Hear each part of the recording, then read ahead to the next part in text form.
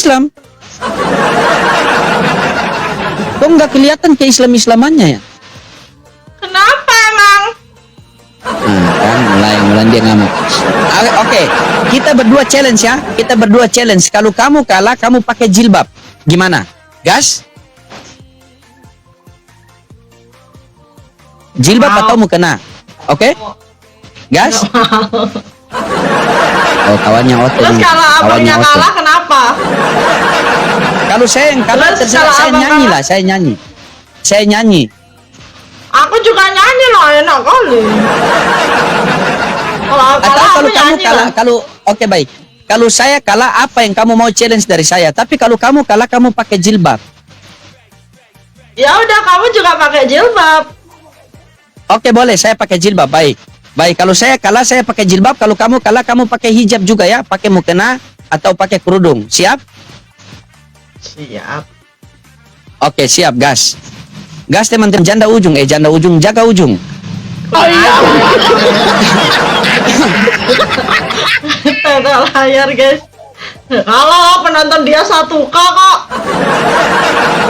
Tapi begini Widya, walaupun dengar dulu Widya. Tapi walaupun kamu punya penonton itu 2K, tetapi di tempat saya ini ada lelaki-lelaki soleh sama wanita-wanita yang soleha pengen melihat kamu menutup aurat dengan sempurna. Itu pasti kamu kalah.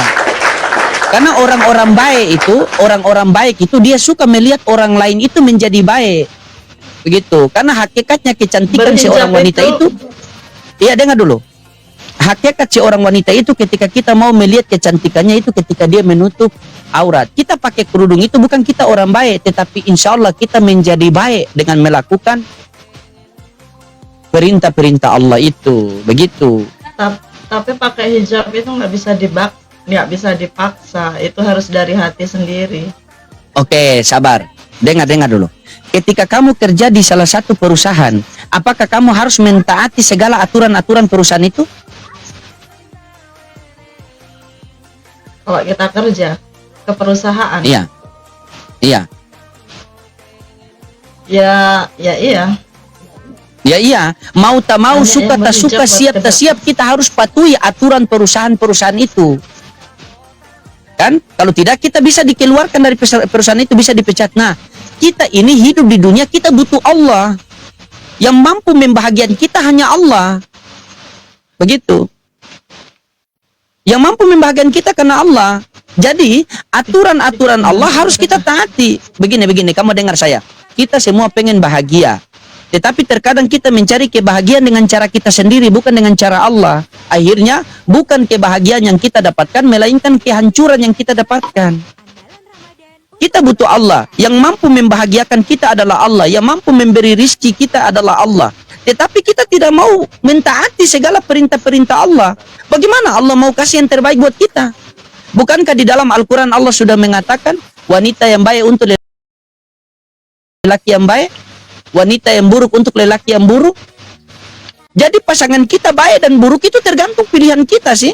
Kalau kamu berbuat baik, ya kamu mendapat kebaikan. Kalau kamu berbuat buruk, ya kamu mendapatkan keburukan. Bukankah ketika kita kerja di perusahaan, mau tak mau, suka tak suka, siap tak siap, kita harus mentaati segala aturan perusahaan itu. Nah, sekarang kita hidup di dunia, kita ini tidak ada niat untuk datang ke dunia ini, melainkan ditatangkan oleh Allah ke dunia ini dengan aturan-aturan. Kalian punya aturan ini. Taati seluruh aturanku, maka apa yang kalian inginkan aku berikan. Ya ibadi, ana urid wa anta turid wa la yakulu ila ma urid.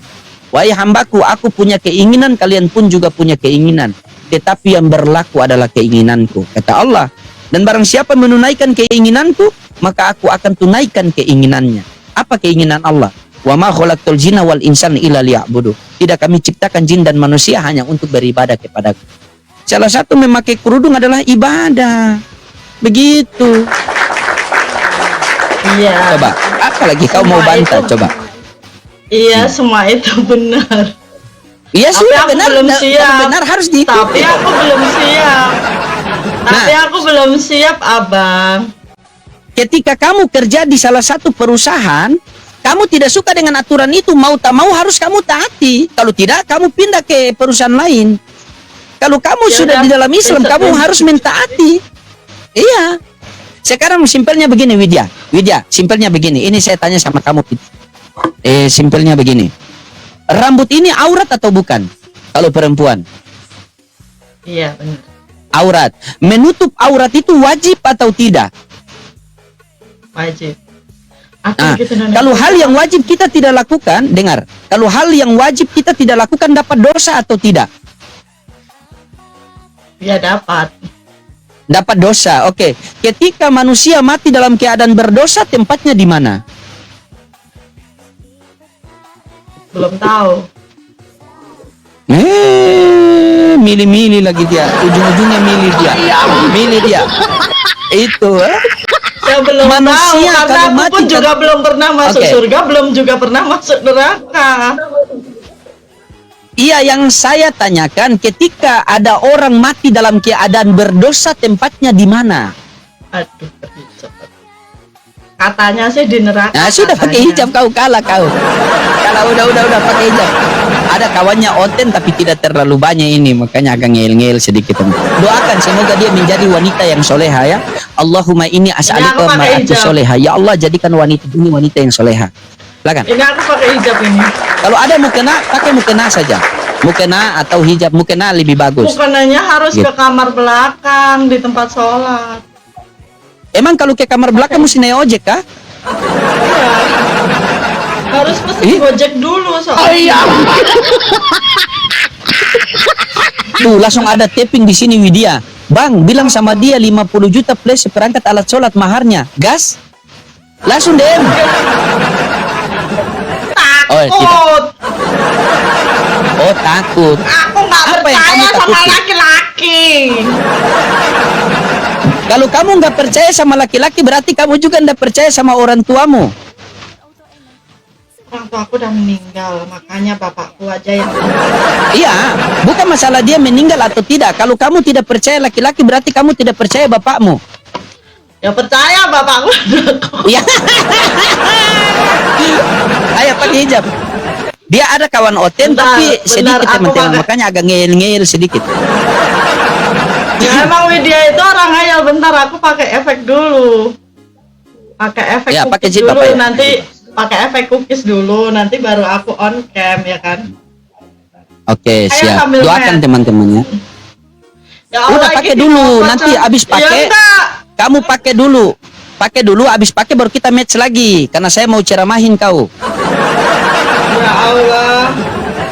Ya Allah, ampunilah dosa-dosanya ya Allah. Amin, amin. Ya Allah, ampunilah dosa-dosanya, ya Allah. Amin. Ya Allah, ini kenapa toh Caca? Bentar, ih susah kali nih hijab.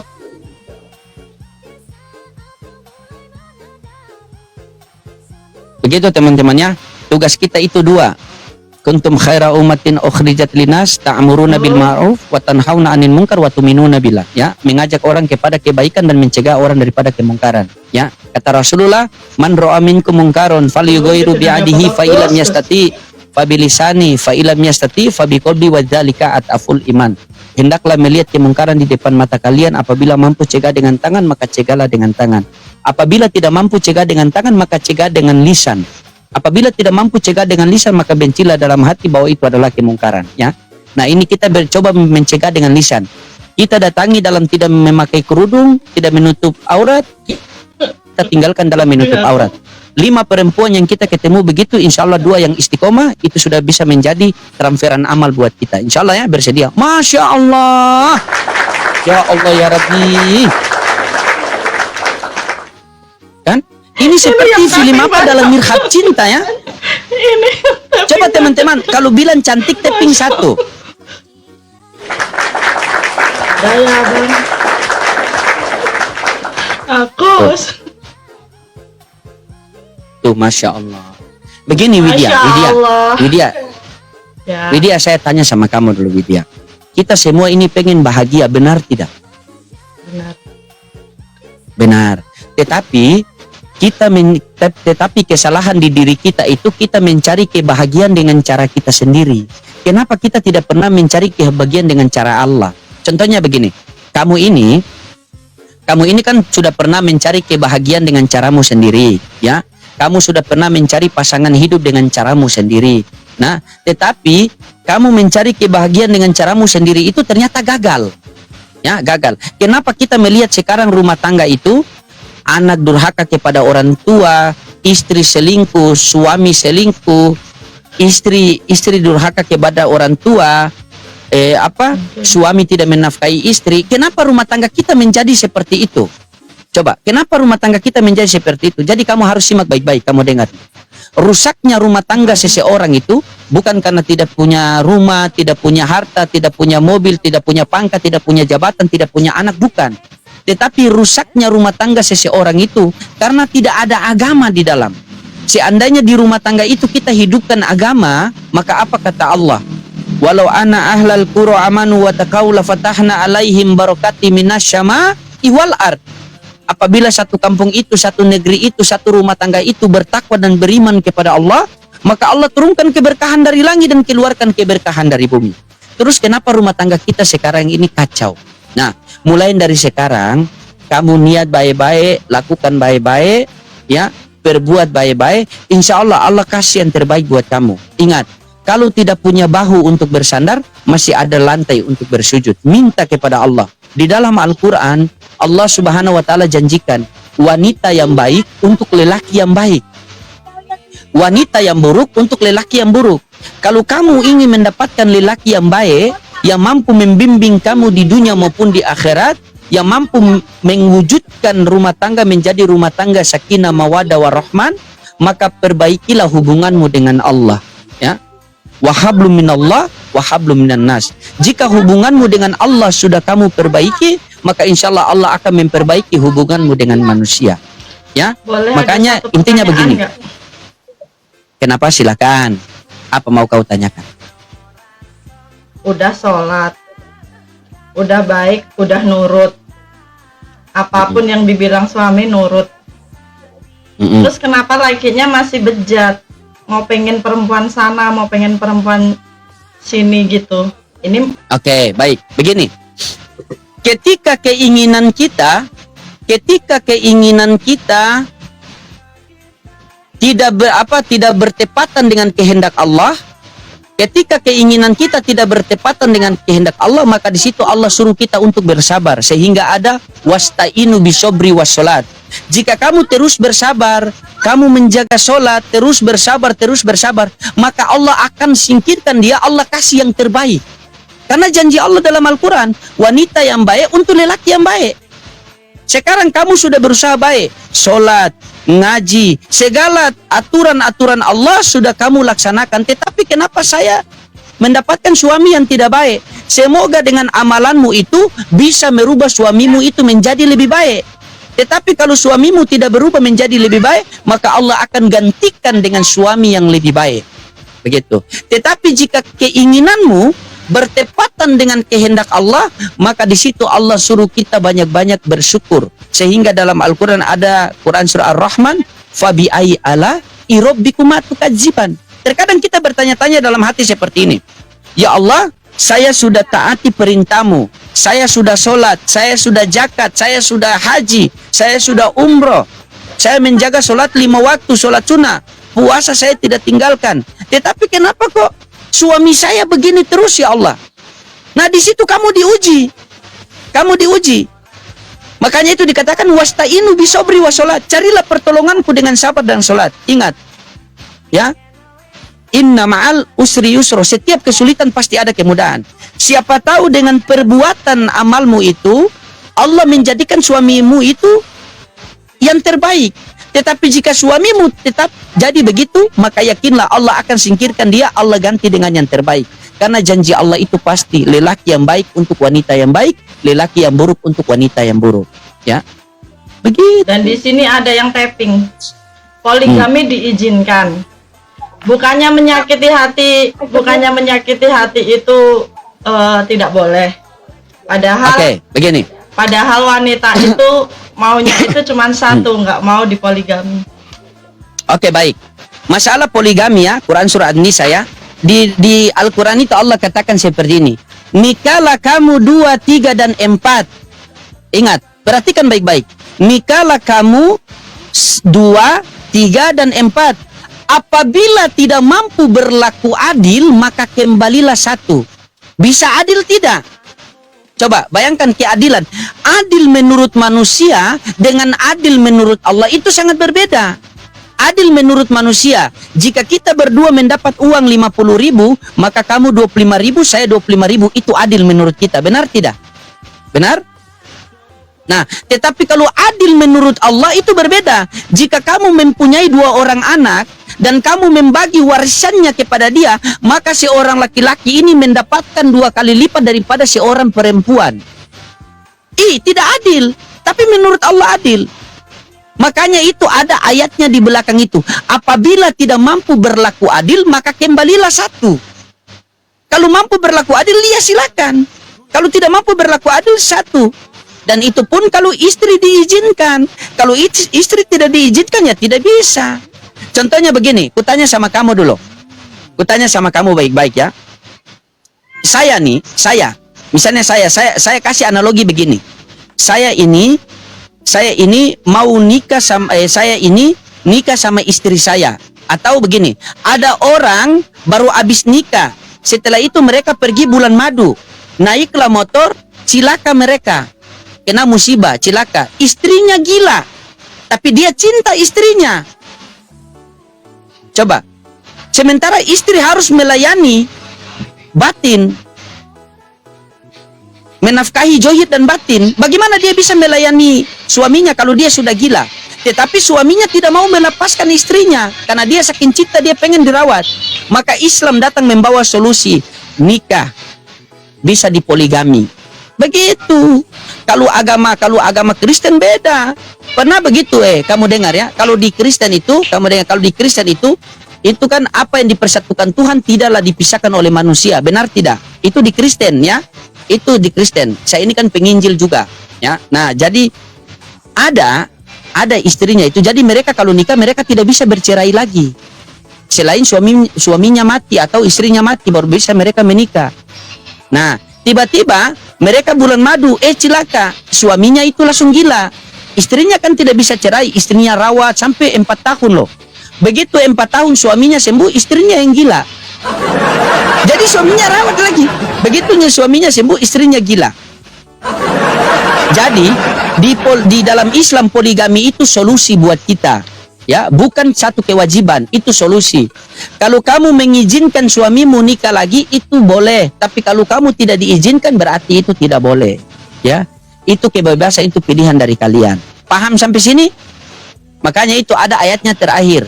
Nikahlah kamu 2, 3, dan 4. Apabila tidak mampu berlaku adil, maka kembalilah 1. Pertanyaannya, bisa adil atau tidak? Kalau cuma gaji honor, mau bagaimana istri 2? Istri 1 saja kita duduk dengan kawan-kawan langsung, nak panggil ayahmu pulang. Bagaimana kalau 2? Oke ya Widya ya, semoga pertemuan kita ini bisa menjadi satu berkah, bisa menjadi satu keridhaan Allah kepada kita. Dan saya selalu mendoakan Widya tetap istiqomah dan menjadi wanita yang soleha. Allahumma inni as'aluka mar'atus soleha. Ya Allah, jadikanlah wanita ini wanita yang soleha ya. Dan semoga Allah mudahkan segala urusanmu di dunia maupun di akhirat. Allah lancarkan rezekimu. Dan Allah kasih kamu lelaki yang terbaik di dunia maupun di akhirat. Minta kepada Allah. Ya, minta kepada Allah. Insya Allah Allah kasih yang terbaik. Oke? Oke Widya? Amin. Ya, Assalamualaikum warahmatullahi wabarakatuh. Waalaikumsalam. Itu pasti di sebelah yang tapping itu oten itu poligami poin 4. Apabila tidak mampu berlaku adil, maka kembalilah ke 1. Kalau dalam Kristen, Tuhan kamu 1, 2, 3 tapi bilang 1. Jadi di Islam itu istri boleh 3 tetapi Tuhan cukup 1. Kalau di oten istri cukup 1 tapi Tuhan boleh 3. Terbalik. Begitu. Jadi mereka tidak poligami, tapi Tuhan mereka yang poligami.